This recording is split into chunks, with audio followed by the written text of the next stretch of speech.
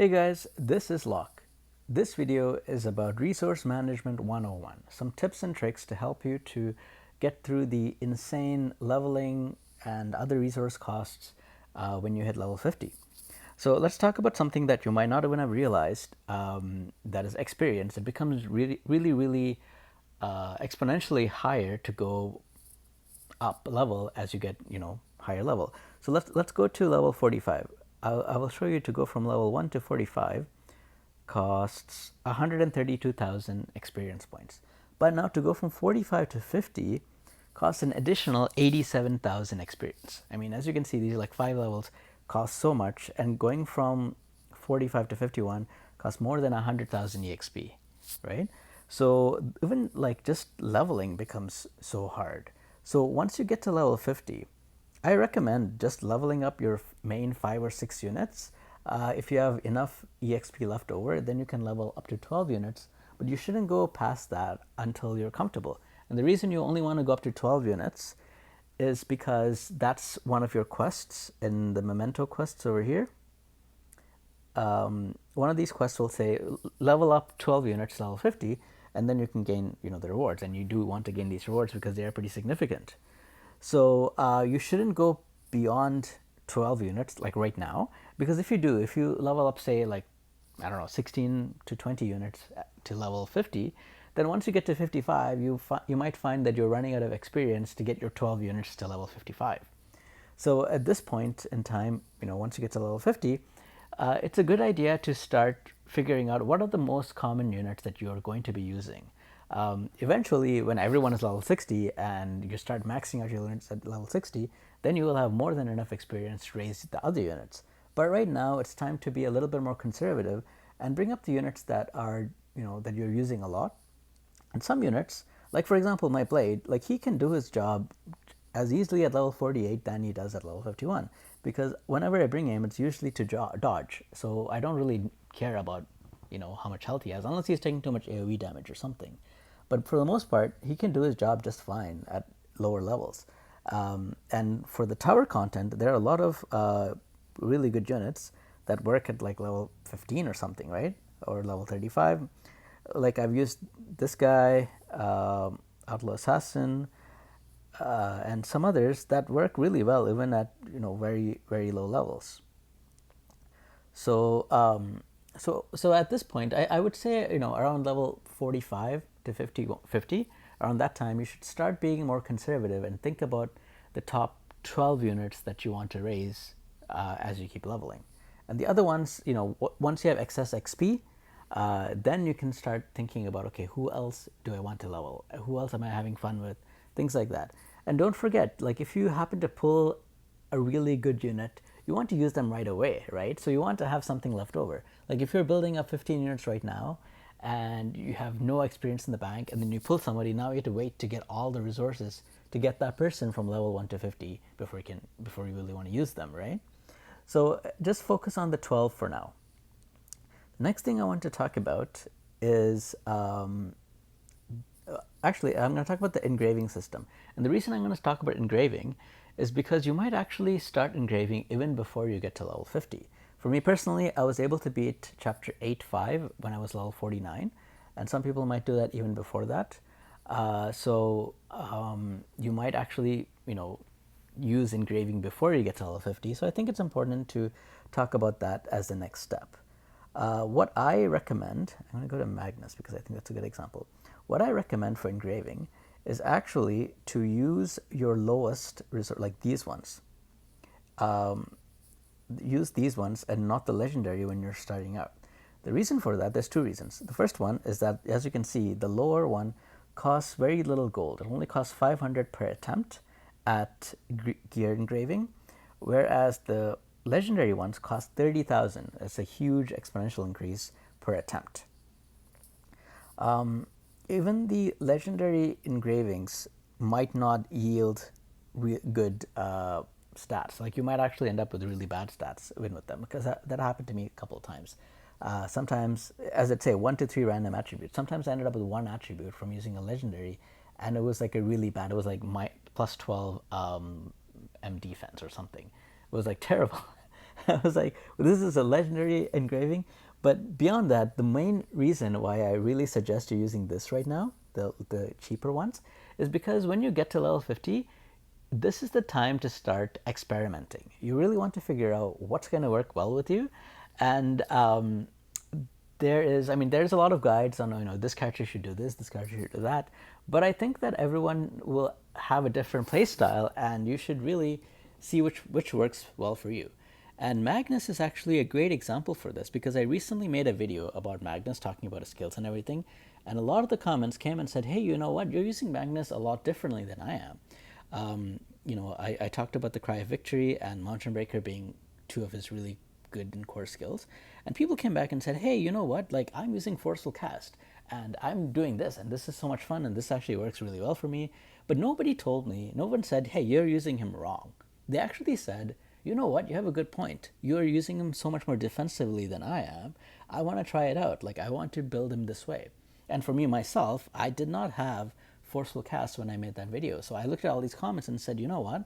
Like, that's really interesting. I want to try him using this. And I have used him with Forceful Cast in a lot of content, and I found that it's really useful and helpful. So there is more than one way to build and use this guy. And likewise, there's many different engravings that you can use on them as well. So you want to experiment right now with the cheap cost and see what works well for you. And the other reason is the gear that you have right now is probably not the end game gear that you want on these guys, right? Like, whatever gears you happen to pick up is probably what you're using. So suppose you spend so much money on engraving with legendary engravings, and you get the stats that you want, and then you find an equipment that's even better than this one. Now what are you going to do? You spent so much on this, now it feels like a sunk cost, right? So at this time, I think it's okay to just experiment, see what works well. For me right now, for Magnus, I actually have the Sword and Cup, so I'm using +5 damage and 15% lifesteal, because the basic attack I'm doing is already giving him some lifesteal. So that's going to increase it even more. I want to test that out and see how it goes. But I could also, because I already built my Magnus a lot defensively, I could also go with some defensive ones like Wand and Particle. Or if I'm bringing him against magic bosses, maybe I'll use Pentacle plus Cup, right? So there's a lot to experiment and find out and see what works well. And particularly if you are struggling to fight a particular boss. Like, say you're stuck on Weaponry Trials 1. And that boss, I believe, does magic damage, and your units are just dying. So maybe it's okay to, just to beat that boss when you don't have the best relics, you're just putting +15 magic damage on your guys. Not magic damage, magic damage decrease on your guys, so that they can live a little bit longer. Right? Maybe they die to the AoE effect that the boss does, and so you just need them to survive that. And you're using cheap 500 gold engravings just to beat that hurdle, because once you get to the 3-star rating on that, you don't have to do it anymore. You can just use your skip tickets and skip that, but you use the engraving to get to that. And whatever you're putting on this engraving is like extra stats, because before you got the engraving system unlocked, you had 0 stats for any of them. And now even if you have like some crap stats, like you have magic attack on Magnus, it's not a negative, right? It either adds or it stays the same. So I highly recommend using the cheap engravings right now and experiment and find out what works and find out what hurdles you need to get through. Don't worry about the endgame builds right now and endgame engravings right now, because most likely you're probably going to put different equipment on them. And, like you're experimenting and you're finding out. Part of the game is that. Part of the game is not like, well, tell me what the best is and I'm going to do exactly that. Because everyone has a different experience. Everyone has different weapons, different gears, different engravings, right? So that's what I recommend. So once you've done that, once you put the engravings on everybody, whatever you think is, whatever you want to experiment, and everyone has at least one engraving. The next thing you want to look at is the turret.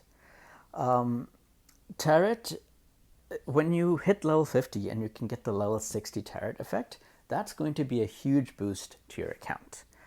Because that level 60 effect, not usually, but it can have a special unique effect for turrets.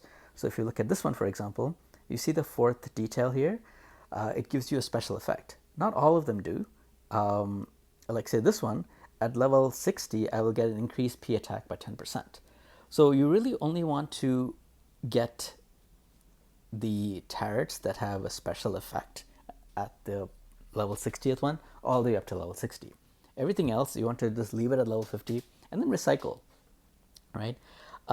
When you look at a turret like this, so the fourth star, it has to be a diamond. If it's not a diamond, that means there can never be a special effect. So if I look at something like, let me find that's one that's not a diamond. This one, it's a gold, right? The level 50, reveal the level 50, it's gold. So this will never be a special effect. So I'm not even going to bother leveling this up. I'm going to leave it at level 1 and probably going to sell this. Others, as you can see, I've a lot of them at level 50, and they were all, diamonds. And once I got to level 50 and they were not the special effect, I stopped. Like, I don't care about them anymore. I moved on to another one to see if I can get the special effect. Because most of the time, the special effect is huge. Like, it's way better than the stats that you can get from them. So because of that, you really want to aim for tarot cards that have special effects and level them up to 60. It doesn't really even matter what the stats on them is. The stats is not as important as the tarot effect. Yeah, so later on you can farm the end game stuff, which is like you want to have the tarot effect and you want to have the best stats available. But right now you just want to outfit your whole team, right? So personally for me, I have a few guys that use this verdict of justice, and here you can see. And out of all of them, I only found one of them. Like these two I can't even use because they don't have the diamond. I only have one of these that has the increased crit damage special effect. So I'm going to be farming. This is the turret that I'm going to try to farm because I want to get another one, because I could use up to 2 or 3 of them at a time that I need this extra crit for. So I don't really care about what other stats they have. I mean, this just so happened to have P attack, and I need that for Nungal. But even if it had like M attack and like P defense and M def, P def and M def, I wouldn't care. Like I just really want the extra 15% crit damage because that effect is what's going to make it. So at this moment, as I said, just focus on getting this to, first of all, so I'm going to give you an example. So this is what you should do. If you have something, I'm going to find one of these that I think is good. Temptation of Devil. I use Temptation of Devil quite often too. So what I'm going to do is filter like that. So I want a new Temptation of Devil. So from all of these, this is the best one because this has 4 of these diamond stars, the rainbow ones, right? This one is completely out because it sucks. So of these two, this is the one I'm going to try to go for, and I'm only going to level it up to 50. Once I level it up to 50, if the effect is good, then I would go all the way up to 60. If it's not, now this one is not good because it doesn't have that special effect. So I'm going to trash it. Like, I'll probably recycle it. And the good thing about this tarot card is that 70% of whatever you spent on it can be given back to you when you recycle it. Okay? And the other thing you want to know too is that it costs a lot less to level to 50 than to 60. So to level it up to 50 costs 8,000 of these dusts and 16,000 gold. But to level it up to 60 costs 20,000 dust and 40,000 gold. As you can see, it's a lot higher. It's like more than twice as expensive to go to 60 than to 50. Okay? So that's why you want to stop at 50. And if it's not good, just trash it. So that's the next thing you want to do. The first thing you want to do, first of all, level up the 12 people that you want. The next thing you want to do is engrave. The next thing you want to do is level up these turrets. Now, the fourth thing you want to do is equipment. You want to level up your equipment, but you have to be strategic about it because this is the part where I feel that a lot of people are going to bottlenecks. So I'm going to go to this guy to give an example. So if you look at the equipment, right, the weapons add so much more stats than the trinkets, right? The trinket gives you both P attack and M attack, but I mean, there is I don't know. I don't even know if there's any characters that can make use of both of these stats. I think everyone only uses one stat of these, right? So whichever stat you're not using is negligible. And then if you take a look, like both of these are 2-star legendary weapons, and they're both level 50, not level weapons, but one is a weapon, one is a trinket. Both of them are 2-star and legendary, but the P attack and pretty much every other stat is so much higher on the weapon than it is on the trinket. So what that means is when you're starting to upgrade your equipment, start with the weapons. Get everyone, like your main team, maybe you're bringing like 5 or 6 people, get your main team weapons upgraded. Don't do like one weapon and then one trinket. You should just focus on the weapons, because as you can see, the weapons add so much more stats than the trinket. Trinkets are supposed to have like defensive abilities for the most part, but I find that, the weapon adds so much more defensive ability than the trinket anyway, most of the time, right? And the other thing is, when you are upgrading these weapons, upgrade them only to level 59. Because to go from level 50 to 59 costs 120,000 dust, and to go from 59 to 60 costs another 50,000 dust. It's a lot, right? And look at the stats. Like for this weapon, you get an extra 6 M attack, 13 health, 2 defense. Like, is that really worth it for 50,000 dust? At this point, I would say no, because you have a whole other team to do it. Like for me, I'm at level 51 now.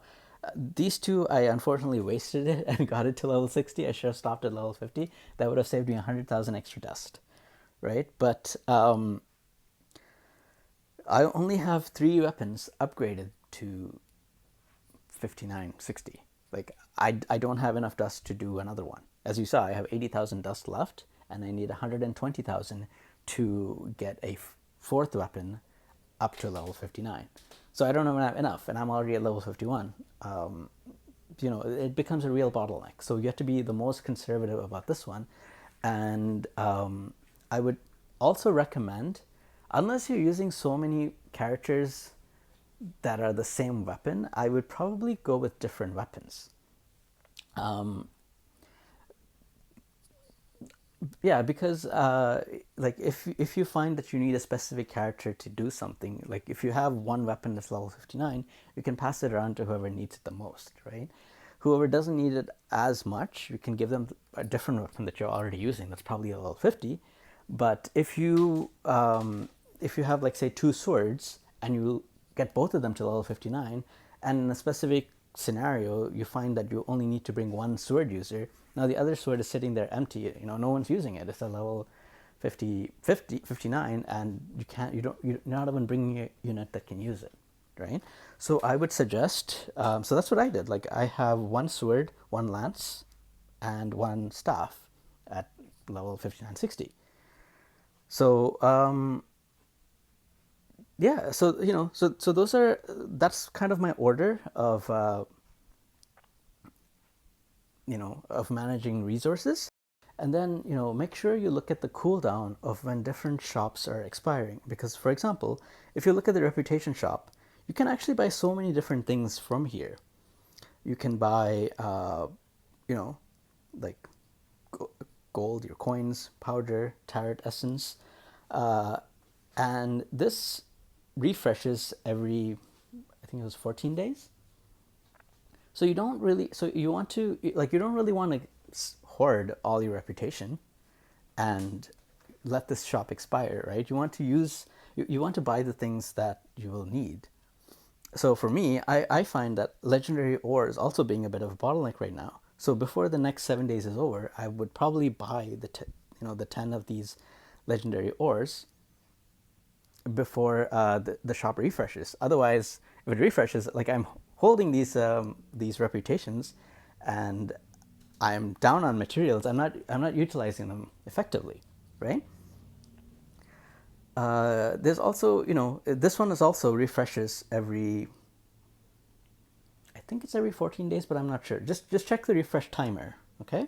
And buy out the items that you need. Don't let it go to waste, because hoarding them is not really going to help you.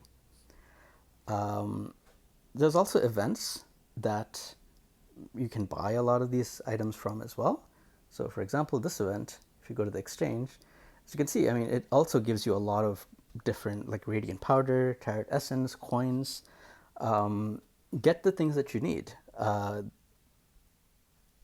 Yeah, get the things that you need so that it helps you to level up, and get it in the order. Like for example, this one seems interesting, right? Like you get so much materials, it gives you those different things to upgrade water classes. But I don't need it right this moment. I'm probably gonna save it for later. But as you can see, I've spent a lot of my cake to get all the other things that I need immediately to level up and you know, get radiant ores. And is it ores? Yeah. Yes, I got the radiant ores and I got the powders and the different things that I needed to level up. Get it in that order. If it doesn't benefit you immediately, just save it until, you know, close to when this thing is about to expire. And when it's about to expire, go online. There's probably a lot of different people that tell you, different guides that tell you, these are the things that you will need. At that time, buy it out. Right now, just focus on getting the things that you are more able to benefit right now, because, you know, this thing is still going to be open for 23 more days, right? There's no point in buying something that you're not going to use for a month now, instead of buying something that could help you like right now to get, you know, a resource that you're lacking. So those are all my tips on managing some of this pretty expensive cost. I hope this helps you a little bit. It's mostly just some tips and tricks, some things that I picked up. I also read a lot on Reddit as well, and that a lot of people share some good tips about that as well. I think it was from Reddit where I read about this last level costing so much. That's when I realized, hey, you know what? That's right. But not everyone reads Reddit, right? So I thought I would share a video as well explaining this, so that maybe some people watch it on video and maybe some people read, maybe some people do both. So I just wanted to bring it out there, put it out there, so you guys know and can take advantage of this right now, because I think this is one of the truest bottlenecks right now for a lot of people once they hit 50, this powder limitation. A lot of people are also finding themselves limited on gold, but that's the reason why I said, hey, you know what, use the cheap engraving, what is it, gear engraving thing, whatever this thing is called. Use the cheap one so you save on gold. Because a lot of people say, hey, you know what, I have a lot of powder and I'm low on gold. Like, I don't even think I would get to that situation. But people have gotten to that situation because, you know, they have a lot of this saved up and they're buying this and they're using it several times to try to get the best stats. And I'm like, maybe you should slow down, you know, because there's a lot more that you want to do with that gold, because so many things are dependent on those golds and coins. So anyway, so those are my tips and my, you know, hopefully you guys like this video, and if you can think of other tips or other things that can help other people and myself to use your resources more wisely, leave it down in the comments below. And yeah, that's it for this video. So I hope I will see you guys next time. Take care now.